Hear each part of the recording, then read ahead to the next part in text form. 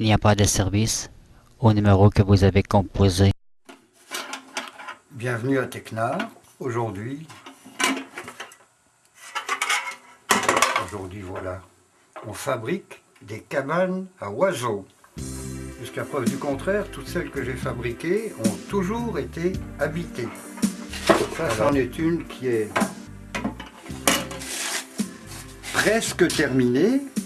On dira qu'elle, il n'y a plus qu'à l'assembler. Ça n'a guère d'intérêt pour vous parce qu'elle est quasiment finie. Il n'y a aucune démarche physique à vous montrer. Elle est là, elle ressemble à ça. Voilà, ça c'est une cabane à moineaux faite entièrement de récupération. Le rigolote, c'est que je suis en train d'en faire une autre. Elle est là. Alors quelle est la famille qui n'a pas eu un de ces abominables récipients pour faire de la fondue? Et comme tout est bon à recycler et que moi je ne me sers plus de ce carton de très médiocre qualité et d'une couleur abominable, ben j'ai décidé de le convertir en cabane à moineaux. Le principe est très simple. Une cabane à moineaux, une cabane à oiseaux, quel que soit l'oiseau, nécessite un volume d'environ 4 pouces par 4 pouces par 5 pouces de haut. C'est à peu près le volume de cette casserole. Ça, c'est suffisant pour qu'un oiseau il fasse son nid. Le clon, je lui ai mis un crochet pour pouvoir le suspendre, bien évidemment, n'importe où, sur un arbre, partout. Là, j'ai modifié le couvercle. Je vous disais que ça prenait pas grand-chose pour que ça devienne une cabane à moineaux. J'ai fait un trou, 1 pouce de diamètre, c'est amplement suffisant. Le bouton va servir de perchoir à l'oiseau et pour rendre la chose un petit peu plus attrayante, j'ai décidé d'y accrocher le réchaud qui finalement ne me sert plus à rien puisque le caclon ne me sert plus à rien. Donc j'utilise un petit système de fixation qui est très simple, qui se trouve dans toutes les quincailleries.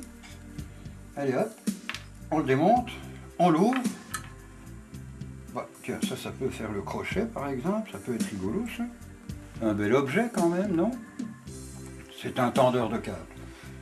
Alors, je passe mon petit anneau, je passe le U.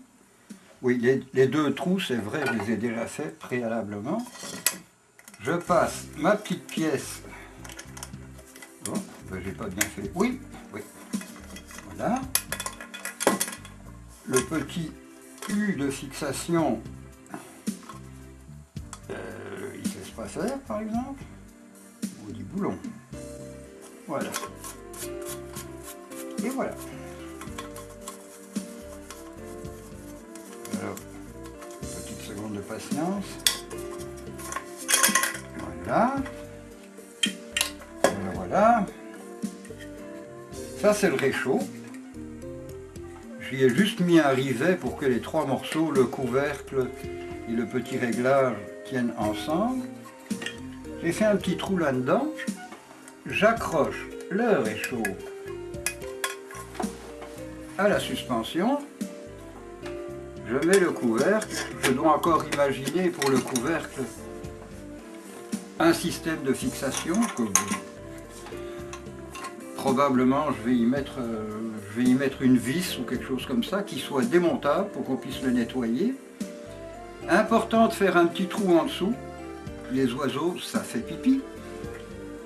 Et ça permettra aux oiseaux de vivre dans la cabane. Le rouge est assez attrayant, curieusement, pour les oiseaux, ils n'en ont absolument pas peur.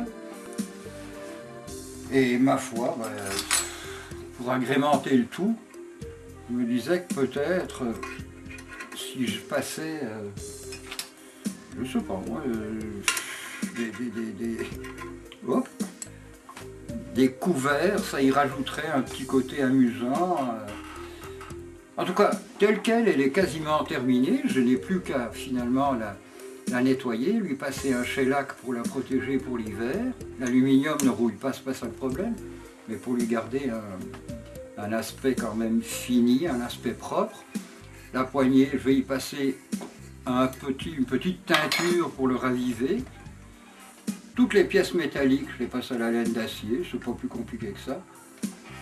Et un abominable caclon qui traîne à peu près dans toutes les sheds et toutes les caves. Et, ça devient une cabane à moineaux. Je vous garantis d'ailleurs que cette cabane à moineaux, j'ai pas de honte à la signer. Maudit cadre. J'ai pas de honte à la signer parce que je suis sûr et certain que les oiseaux vont l'occuper. Je peux vous le garantir. Ramenez-la moi si pour une raison ou pour une autre les oiseaux ne s'approprient pas la cabane. Alors l'histoire est simple, 4 pouces approximativement, 5 pouces de haut, un trou d'environ 1 pouce, 1,8 pouce, guère plus. Ça permet à l'oiseau d'être à l'abri des prédateurs, parce qu'avec un système de suspension comme ça, c'est évident que les écureuils ne vont pas venir les emmerder. Ça, c'est un aspect de la cabane à moineaux. Et c'est un objet qui aurait pu finir à la poubelle. Et ben, ma foi, l'objet devient... comment dire, on lui donne une seconde vie. Alors c'est un petit peu ça le propos, c'est de vous montrer que j'ai pas réinventé la roue, mais je suis devenu une espèce de promoteur immobilier pour les oiseaux. Alors c'est ça, et mon Dieu, si ça vous tente, mettez-vous-y, un trou d'1 pouce, 4 pouces, 4 pouces environ de base et 5 pouces de haut. C'est un volume suffisant pour un nid de petits oiseaux. Vous n'avez pas besoin d'avoir des corbeaux ou des cormorans. Alors ça, c'est un format qui est parfaitement suffisant. Des caclons, vous en trouvez dans tous les bazars et tous les sous-sols d'église. Alors voilà la base de cet ignoble caclon. Je trouve que c'est très inesthétique. Ça va peut-être devenir une base de lampe. Ça fait un peu prison et c'est très quétaine. Mais c'est sûr que j'en trouverai usage. Des joyeusetés comme ça n'a pas besoin d'être un caclon, ça peut être n'importe quoi. Ça peut être un vieil oscilloscope, il y a une cafetière, il y a un casque de chantier. À peu près n'importe quoi peut abriter les oiseaux, pour autant qu'il n'y ait pas de miroir. Il ne faut pas que l'objet soit brillant. Il faut que l'objet soit... Mais on s'entend là, il ne faut pas que l'oiseau ait un reflet.